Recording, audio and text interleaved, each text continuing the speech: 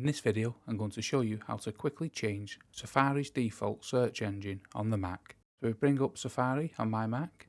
I have Google set as my default homepage. However, this does not matter what you have. When you click in the address bar and start to search, as you'll see here, it indicates it is using Google to search. When you complete the search, Google will be used, as you can see here.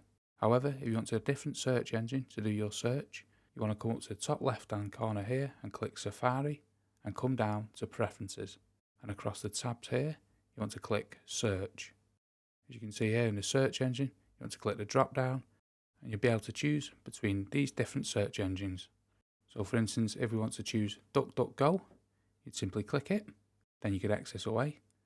Now when you're searching the address bar, as you can see, it's searching with DuckDuckGo.